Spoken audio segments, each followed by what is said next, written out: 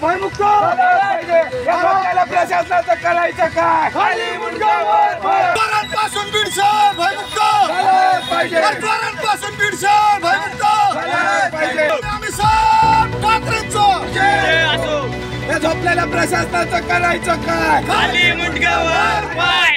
भीतीच्या वातावरणामध्ये आहे आणि याबद्दलच पोलीस प्रशासन बघण्याची भूमिका घेत आहे।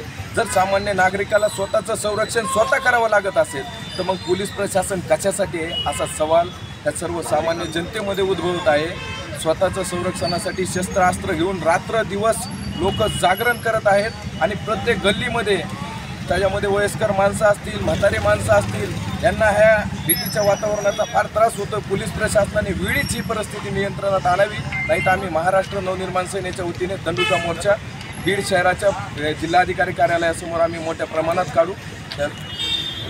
बीड शहरामध्ये काही भागामध्ये चोऱ्या देखील झाल्या, मात्र यातला एकही आरोपी पोलीस प्रशासनाच्या हाती लागला नाही, काय वाटतं? पोलीस प्रशासनाने काही आरोपी पकडलेले आहेत, त्याची माहिती आमच्याकडे मिळालेली आहे। रामतीर्थ परिसरामध्ये पोलीस प्रशासनाने ती कामगिरी केली, परंतु ही ज्यांची कमिटी आहे, कोर कमिटी 150-200 लोक आहेत ते बीड शहरामध्ये जे चोऱ्या करायला फिरत आहेत, परंतु पोलीस प्रशासनाचे जे गुप्त खात्याचे लोक आहेत हे काय कशा पद्धतीने काम करतायत, जर ह्यांना कुठं काय होणार आहे काय आहे ह्याचा जर अंदाज येत नसेल तर पोलीसमध्ये काम करून काय उपयोग आहे प्रशासनाचा? प्रशासनाने वेळीची परिस्थिती नियंत्रणात आणावी, नाही तर महाराष्ट्र नवनिर्माण सेनेची गाठ असेल एवढंच सांगतो। आपल्या बीड शहरामध्ये मागील एक 8-10 दिवसापासून चोरींचं सूत्र चालू आहे।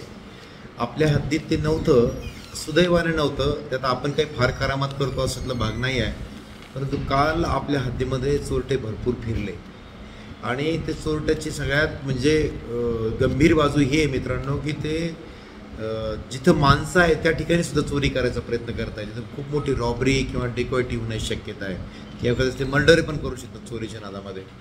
त्यामुळे नाईट गस्तवाल्यांनी जे आतापर्यंत कॅज्युअल नाईट करायचे ते सगळं लक्षात येतं आपल्या की कसे फालतूगिरी नाईट करतात। सगळ्यांना माझी सूचना आणि विनंती आहे की चांगल्यात चांगली नाईट करा, सगळ्या ठिकाणी फोटो तुमचे अपलोड झाले पाहिजे आणि लोकांना हटका मित्रांनो, येणाऱ्या जाणाऱ्या लोकांना चेक करा, आडवा। मला 3च घंटे चांगल्या नाईटची अपेक्षा मित्रांनो तुमच्याकडून, 1 ते 4 मला 3 तास तुमच्याकडून परिश्रम पाहिजे मित्रांनो। एक चांगला प्रामाणिक नाईट तुमच्याकडून हवी आहे।